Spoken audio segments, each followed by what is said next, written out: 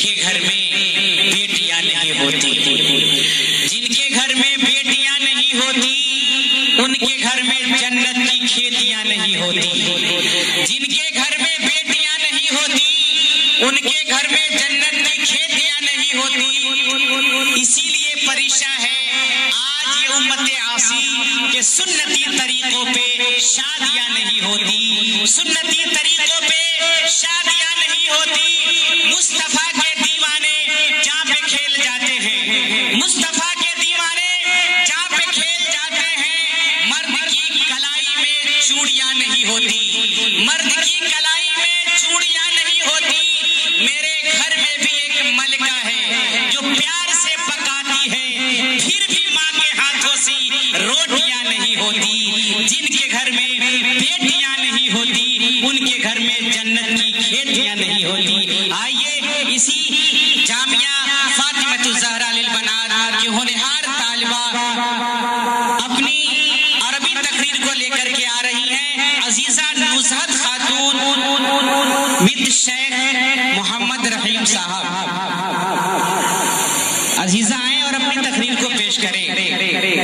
نزہت خاتون، آؤ بیٹا۔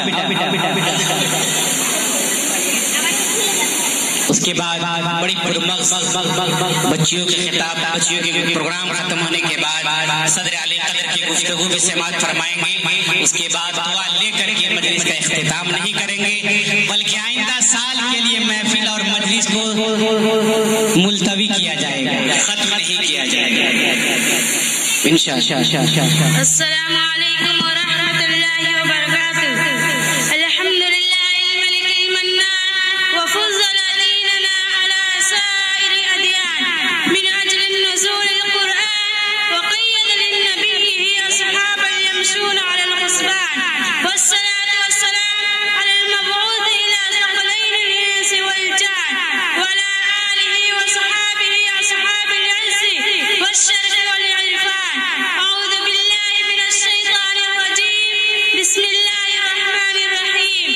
لو انزلنا هذا القرآن على جبل لرأيته خاشعا متصدعا من خشیۃ اللہ۔